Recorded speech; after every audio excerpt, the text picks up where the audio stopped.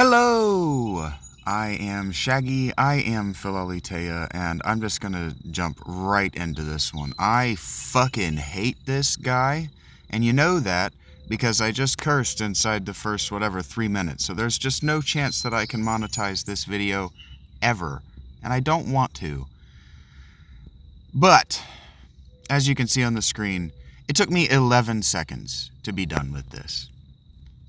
I'm gonna move this over here, because I make eye contact with myself so that I can concentrate by looking like I'm talking to somebody, and with it over on the other side of the screen, I look like I'm talking to somebody off screen.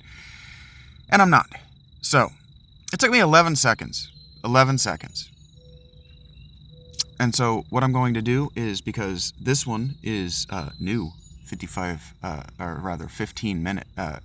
hours that it's been posted, we're gonna watch it, and I'm gonna talk about it, and I'm going to interrupt him frequently, and it's going to take me 11 seconds. It's going to take me 11 seconds to get pissed off enough to want to turn this off. So here we go.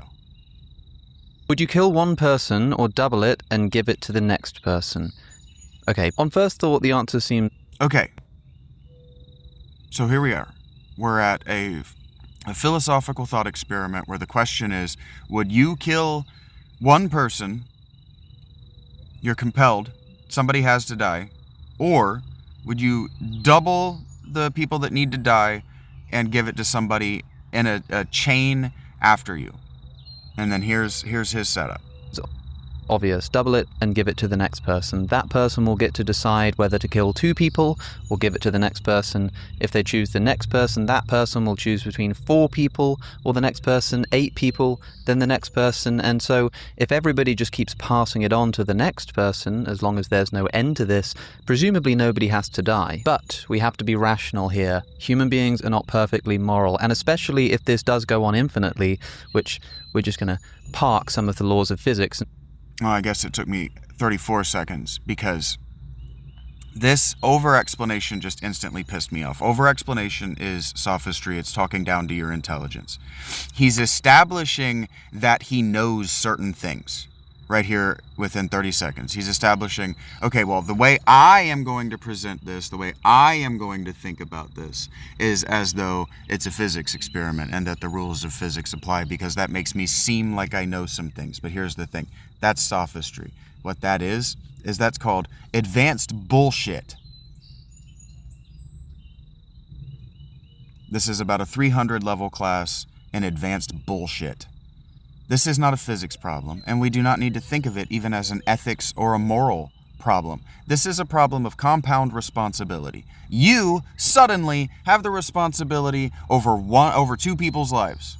You suddenly have the responsibility over 2 people's lives. Do you end one person's life, or do you double the responsibility and give it to another person who now has responsibility over 4 people's lives?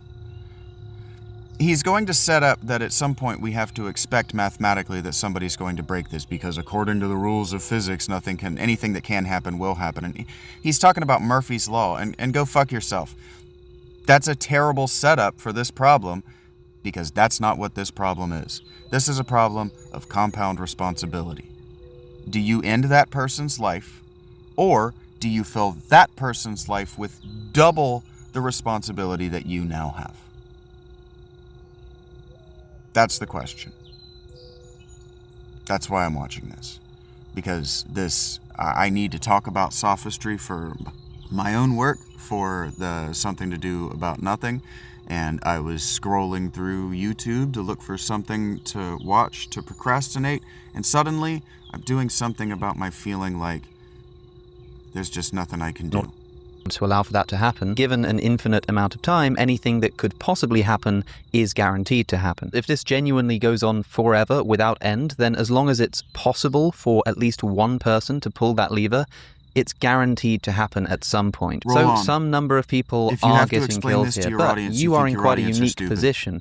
You are the only person in this entire scenario who can guarantee that the fewest number of people possible end up dying by pulling the lever, killing that one person, and ending the trolley problem right there. So weirdly, even though it seems like you're choosing between definitely killing one person or the potential to kill nobody, you're actually guaranteed to kill some amount of people if you pass it on to the next person, because if this does go on infinitely, somebody is going to pull the lever. However, of course, if we switch the laws of physics back on again, we can recognize that this will not, in fact, go on forever. And so my only... Laws of physics don't apply to this. Just the laws of physics don't apply to this. This isn't about physics. It's about probability. This is the thing, like, he wants to bring mathematics into this to sound like he's smart, to make it seem like he knows what he's talking about, because he's condescending to your intelligence, assuming that you don't know anything about either physics or probability. This is about probability. It's about probability and compound responsibility. It has absolutely nothing to do with physics. So pausing the laws of physics is something that he once heard in maybe a 500 or 600 class in bullshit. This is just a class in bullshit. It's a minute and a half so far, and he's said nothing. He's established the problem, but someone has to die. And because it was given to you to make the choice, you could either end it at one person, or it will end, presumably, at catastrophic numbers of people. Because somebody at some point is going to go, yeah, 10,000 people is more than I can comprehend. Just get it done. At some point, it's like an atheist can't think about this in terms of religion, but it's like at some point a religion is going to go, was Jesus real? And then it's going to become atheist. The paucity, the dearth of critical self-analysis in our host is appalling. It's appalling. And he thinks that you're dumber than he is. And you know what? Frankly, if you're watching this and you're a fan and you're going to climb in my comments to defend him, he's fucking right! Would be, when does this end? Like, is it 100 people that you could possibly give this to? It doesn't matter. In that case, I'd be pretty confident that no one's going to pull the lever and kill the innocent people, because I reckon 100 people have it in them to do the moral... No, it's not about morality, and it's not about doing the right thing, because doing the right thing, frankly, this ends at the setup, just like with the trolley problem. This is an advanced trolley problem. It's a trying to complexify the trolley problem. The trolley problem is boring. The trolley problem is a waste of your time to know what the trolley problem even is, because it's stupid. It's stupid. You end the problem with the fewest number of casualties. You don't find a loophole around. There's no way out of it. It's just like asking the question. Ask the question. You kill the first person. I don't care if YouTube doesn't like that. You just kill the first person. You accept the responsibility and you move on with your life, because after you, the problem doubles forever. The problem doubles into infinity. It's not about morality. It's not about counting on people to do the right thing. If you leave the keys in the nuclear missile, if you leave keys in the nuclear launch site, eventually, people are going to forget what that launch site even was, and someone is going to bump into it or just wonder, what does launch even do? It's about probability. It's about inevitability. And it's about personal responsibility. Just like with the trolley problem, do you push it off to somebody else to deal with, or do you just deal with it and cope? Well, if God has put it on you, whoever the fuck has put it on this person, I don't even know why an atheist would consider this question without going, well, who's put it on me to do this? If God has put it on you to pull that trigger and you don't pull that trigger, you still go to hell. You still go to hell, because you know